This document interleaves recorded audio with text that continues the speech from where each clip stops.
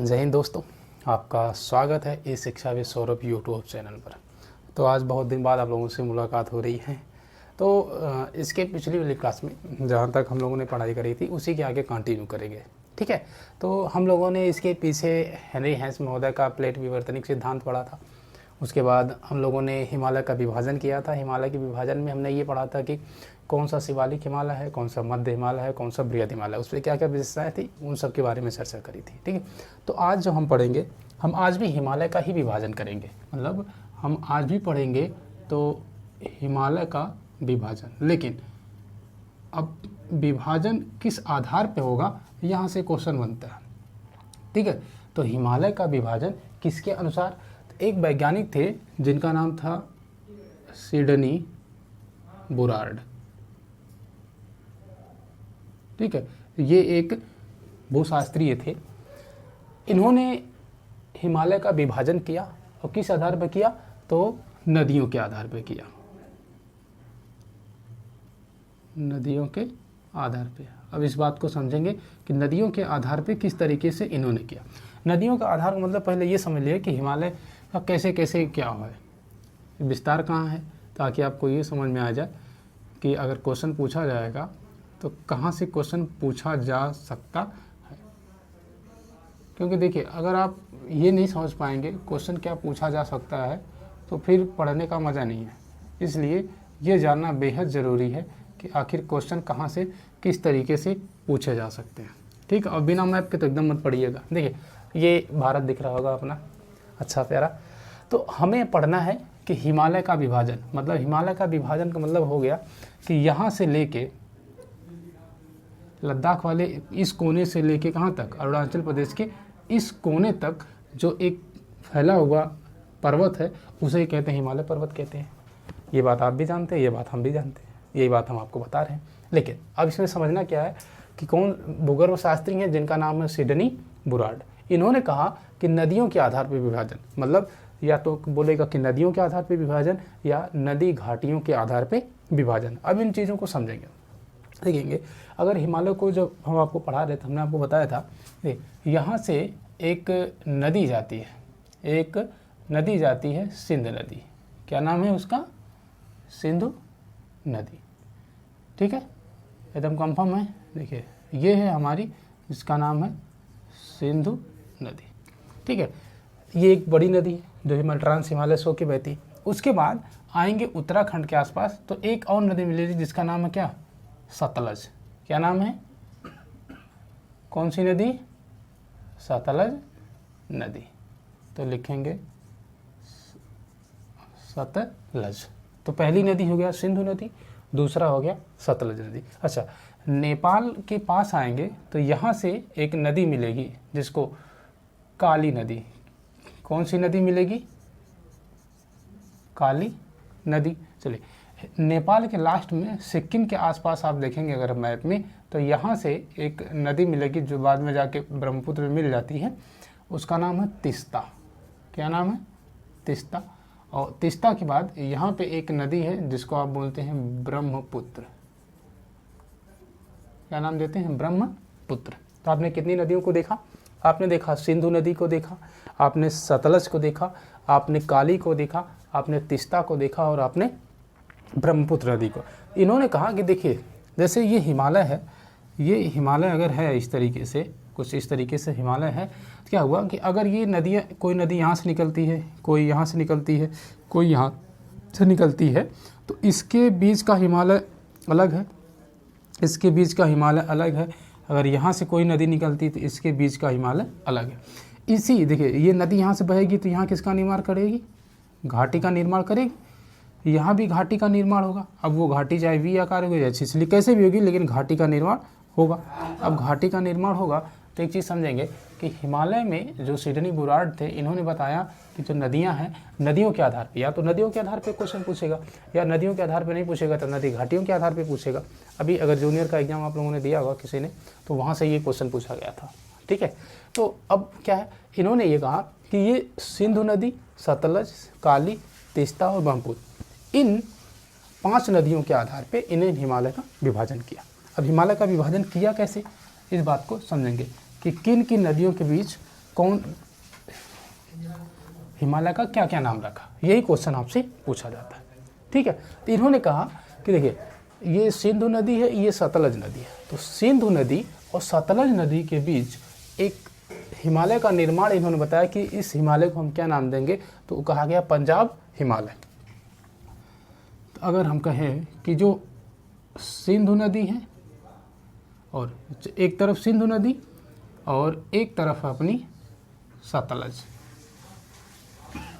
ठीक है, एक तरफ सिंधु नदी और बीच में जिस हिमालय का निर्माण है वो है कौन सा हिमालय, पंजाब हिमालय। याद रखेंगे। अब मैप पे आएंगे। देखिए मतलब सिंधु नदी और सतलज नदी के मध्य जिस हिमालय का निर्माण है या जो हिमालय स्थित है, जिनको इन्होंने बताया था वो कौन सा हिमालय है, पंजाब हिमालय। अब दूसरा क्वेश्चन कि सतलज नदी और काली नदी, सतलज नदी और काली नदी के मध्य कौन सा हिमालय है, तो किसकी बात करेंगे, अगला है सतलज और काली। देखिए सतलज और काली नदी के मध्य जो हिमालय है उसे नाम देते हैं कुमायूं हिमालय। क्या नाम देते हैं, कुमायूं हिमालय। ठीक है, अब एक चीज़ और समझेंगे, काली नदी और तीस्ता नदी देख रहे हैं, इसके बीच पूरा पूरा नेपाल है, इसके बीच में क्या है, पूरा पूरा नेपाल है। तो काली नदी और जो तीस्ता नदी है, कौन सी नदी, तीस्ता नदी, इसके काली नदी और तीस्ता नदी के मध्य जो हिमालय है उसे बोलते हैं नेपाल हिमालय। ठीक है, दूसरी बात और समझेंगे तो देखेंगे ये तीस्ता नदी है, तीस्ता नदी के बाद ब्रह्मपुत्र नदी आती है। तो इन्होंने कहा कि यहाँ देखिए, यहाँ भूटान भी है तो भूटान नाम नहीं दिया, इधर अरुणाचल प्रदेश है नहीं दिया, और यहाँ पे है असम बीच में, यहाँ पे मेघालय के बीच में पड़ता है असम, जहाँ से ब्रह्मपुत्र नदी आती है। तो अब तीस्ता नदी के बाद एक नदी और आई जिसको क्या नाम दिया गया, ब्रह्मपुत्र नदी। तो इसके मध्य जो हिमालय है उसका नाम रखा गया क्या, असम हिमालय। ठीक है, अब क्वेश्चन क्या क्या पूछा जाएगा इस बारे में थोड़ी सी चर्चा, क्योंकि अगर इस बात को नहीं समझेंगे तो काम खराब हो जाएगा। ठीक है, तो सिंधु नदी और सतलज नदी के मध्य हमने बताया था कि ये पंजाब हिमालय है, पंजाब हिमालय। सिंधु नदी और सतलज के मध्य पंजाब हिमालय, सतलज और काली के मध्य कुमाई हिमालय, और काली और तीस्ता के मध्य नेपाल हिमालय, और तीस्ता से ब्रह्मपुत्र के मध्य असम हिमालय। अब क्वेश्चन क्या पूछा जाए, अब वो क्वेश्चन पूछेगा कि किसी श्रेणी का नाम दे देगा। श्रेणी का मतलब लद्दाख पूछेगा किस हिमालय पे स्थित है, कराकोरम कहाँ स्थित है, जास्कर कहाँ है, इस तरीके से वो क्वेश्चन आपसे पूछेगा। ठीक है, तो अगर वो ये पूछे कि सिडनी बुराड के अनुसार हिमालय का विस्तार कहाँ से शुरू होता है, कहाँ पे ख़त्म होता है, तो सिंधु नदी से शुरू होता है, ब्रह्मपुत्र नदी पे ख़त्म हो जाता है। मतलब कहाँ से शुरू होता है, लद्दाख, मतलब लद्दाख से शुरू होता है और अरुणाचल प्रदेश जाके ख़त्म हो जाता है। ठीक है, अगर वो इस तरीके से क्वेश्चन पूछेगा तो, नहीं पूछेगा तो कोई बात नहीं। दूसरी बात, इसके अंतर्गत, किसके अंतर्गत, पंजाब हिमालय के अंतर्गत। एक एक हिमालय के बारे में थोड़ी थोड़ी जानकारी ही पढ़ते चलेंगे, क्योंकि यहाँ से क्वेश्चन, मतलब पंजाब हिमालय का मतलब ये वाला क्षेत्र। ठीक है, मतलब सतलज नदी और सिंधु नदी के मध्य जो क्षेत्र है इसी को कहते हैं पंजाब हिमालय। अब पंजाब हिमालय से क्या क्या क्वेश्चन पूछेगा उस पर चर्चा करेंगे। ठीक है, जहाँ से क्वेश्चन बनते हैं, पूछेगा कि पंजाब हिमालय के अंतर्गत कौन कौन सी श्रेणियाँ आती हैं, कौन कौन सी श्रेणियाँ। ठीक है, श्रेणियाँ का मतलब कौन कौन सी, अगर चोटी भी पूछ सकता है आपसे, कौन कौन सी चोटी आती हैं, कौन कौन सी श्रेणियाँ आती हैं। ठीक है, तब देखेंगे। अगर पीछे वाली क्लास पढ़े हैं तो बहुत आसानी से समझ में आ जाएगा, नहीं पढ़े हैं तो काम खराब हो जाएगा। इसलिए अगर ये पढ़ रहे हैं या नहीं समझ में आ रहा तो पीछे वाली क्लास देख लेंगे, उसमें एकदम विद नाम से है, परेशान होने की जरूरत नहीं है। तो देखिए पंजाब हिमालय जहाँ सिंधु नदी है तो यहाँ पे कराकोरम भी है, लद्दाख भी है और जास्कर भी है। तो कौन कौन सी श्रेणी है, सबसे ऊपर अगर जाएंगे तो काराकोरम। ठीक है, फिर दूसरा क्या है, लद्दाख है, फिर तीसरा क्या है, जास्कर है। ये तीन तो आपको पता है कि ये ट्रांस हिमालय वाले क्षेत्र में पड़ते हैं। अब उसी के नीचे पंजाब वाले क्षेत्र में आप देखेंगे तो पीर पांजाल मिलेगा और धौलाधार मिलेगा। क्या नाम है? पीर पांजाल श्रेणी और एक नाम है धौलाधार श्रेणी। ठीक है, तो ये 5 नाम आपको याद रखने हैं। किसके अंतर्गत याद रखना है? पंजाब हिमालय के अंतर्गत। कि पंजाब हिमालय के अंतर्गत कौन कौन सी चोटियाँ हैं? काराकोरम, लद्दाख, जास्कर, पीर पंजाल और धौलाधार, ये श्रेणियां हैं पंजाब हिमालय के अंतर्गत। यही क्वेश्चन आपसे वो पूछेगा कि एक चीज़ बताइए कि धौलाधार श्रेणी किस हिमालय के अंतर्गत आती है? तो आप तुरंत बताएंगे कि अगर धौलाधार का नाम ले रहा है तो वो किस हिमालय के अंतर्गत आएगा?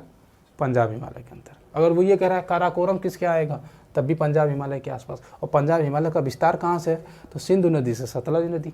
ये तो हो गया पंजाब हिमालय। ठीक है, अगर वो एक चीज़ और पूछ सकता है, पूछेगा कि पंजाब हिमालय पे कौन कौन से ग्लेशियर है, तो 1-2 ग्लेशियर का नाम लिख लीजिए। ग्लेशियर के बारे में बताया तो था, लेकिन फिर भी एक बार और ट्राई कर लेते हैं। ठीक है, देखिए जैसे बाल्टोरा का नाम आपने सुना होगा, अगर नहीं सुना है तो पीछे जाके पढ़ लीजिएगा। बाल्टोरा एक सिया और दूसरा होगा सियाचिन। ठीक है, सियाचिन। तो पंजाब हिमालय पे ये 5 नाम याद रखने हैं, उसके साथ साथ ये 2 नाम और ऐड रखने हैं, बस। इससे ज़्यादा कुछ भी आपको याद नहीं रखना आपके स्तर पे। ठीक है, चलिए ये बात क्लियर हो गई होगी, समझ में आया? कोई दिक्कत परेशानी नहीं? ठीक है, तो ये हो गया पंजाब हिमालय, ग्लेशियर हो गया, श्रेणियाँ कौन कौन सी हैं। अब बात आती है कुमाऊं हिमालय। कुमाऊं हिमालय पे भी यही सारी चीज़ें देखेंगे, आखिर वहाँ क्या क्या है, कैसे कैसे लोकेशन क्या है, क्योंकि क्वेश्चन इसी तरीके से वो घुमा के आपसे पूछेगा। जैसे अभी पूछा था जूनियर एडेड वाले एग्ज़ाम में, यही क्वेश्चन पूछा था कि कौन सा हिमालय किस नदी के मध्य स्थित है। ठीक है, तो ये चीज़ ध्यान रखेंगे। अब बात आती है सतलज नदी और काली नदी। सतलज नदी और काली नदी के मध्य जो हिमालय है उसका नाम क्या है? कुमायूं हिमालय। अब हमें सब कुछ पढ़ना है कुमायूं हिमालय के बारे में। मतलब सतलज नदी और काली नदी के मध्य फैला हुआ जो भाग है उसे नाम देंगे कौन सा हिमालय? कुमायूं हिमालय। ठीक है, दूसरी बात, अब एक क्वेश्चन एकदम बढ़िया से क्वेश्चन पूछेगा। सबसे पहला क्वेश्चन यही पूछेगा कि कुमायूं हिमालय की सबसे ऊंची चोटी बताइए। लीजिए एकदम स्टार लगा के लिखिएगा, सबसे ऊंची चोटी। ठीक है, कुमायूं हिमालय की सबसे ऊंची चोटी क्या है? ये क्वेश्चन पूछा गया और पूछा जा सकता है, तो तुरंत इसका जवाब लिखेंगे नंदा देवी। क्या लिखेंगे? नंदा देवी। तो नंदा देवी। ठीक है, तो सबसे ऊंची चोटी कहाँ कौन सी है? नंदा देवी। अच्छा, अगर मान लीजिए थोड़ा सा डाइवर्ट करेगा तो पूछेगा कि नंदा देवी किस राज्य में स्थित है? तो किस राज्य में स्थित है? उत्तराखंड। उत्तराखंड में स्थित है। तो इसका मतलब है कि अगर यहाँ की सबसे ऊंची चोटी है तो उत्तराखंड की सबसे ऊंची चोटी हो जाएगी। तो उत्तराखंड की सर्वोच्च चोटी, सर्वोच्च चोटी। ठीक है, तो उत्तराखंड की सर्वोच्च चोटी कौन सी है? नंदा देवी। और कुमायूं हिमालय की सबसे ऊंची चोटी कौन सी है? नंदा देवी। तो 2 क्वेश्चन उत्तराखंड की सबसे पूछेगा तब भी नंदा देवी, अगर पूछेगा कि कुमायूं हिमालय की सबसे ऊंची चोटी है तो भी बताएंगे क्या? नंदा देवी। अब एक चीज़ और समझेंगे, जो यहाँ पे कुमायूं हिमालय है, इन दोनों नदियों के बीच कौन सा हिमालय है? कुमायूं हिमालय। ठीक है, सतलज और काली के मध्य है कुमायूं हिमालय। अब इस चीज़ को समझेंगे, आखिर कुमायूं हिमालय पे क्या क्या। तो जो कुमायूं हिमालय का पश्चिमी हिस्सा है, पश्चिमी पूर्वी का मतलब समझ रहे हैं ना? समझ रहे हो? कोई दिक्कत तो नहीं है? ठीक है, जो कुमायूं हिमालय का पश्चिमी हिमालय है उसे बोलते हैं गढ़वाल हिमालय। क्या बोलेंगे?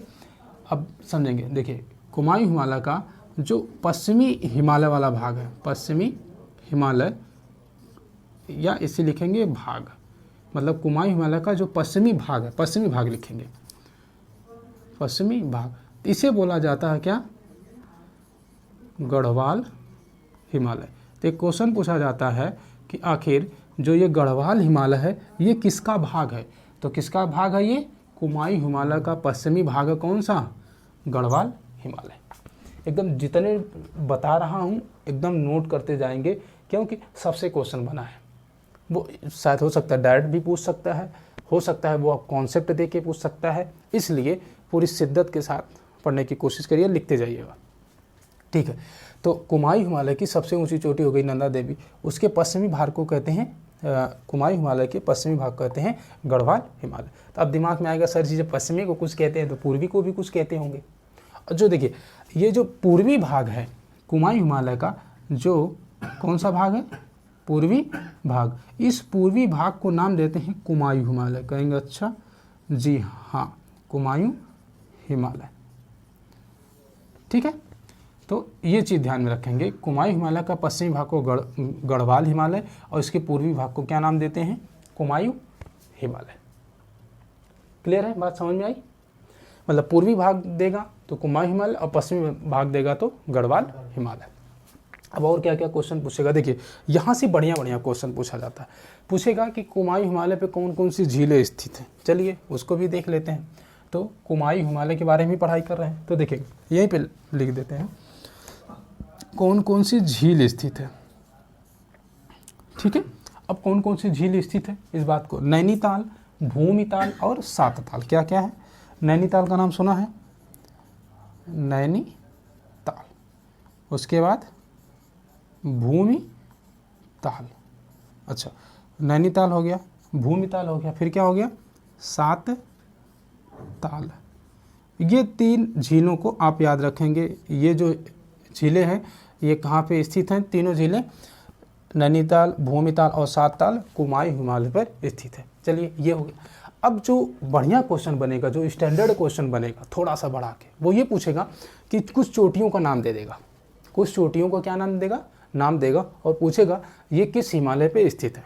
जैसे दे देगा कि पंजाब हिमालय, कुमाऊं हिमालय, नेपाल, ऐसे करके पूछेगा, तो आपको ध्यान में रखना है। अब समझ लेते हैं कि कौन कौन सी यहाँ पे चोटियाँ हैं। ठीक है, देखिए मैं शार्ट में भी बता रहा हूँ और इतनी चीज़ें बता रहा हूँ कि अगर क्वेश्चन आएगा तो यहाँ से बाहर नहीं जाएगा।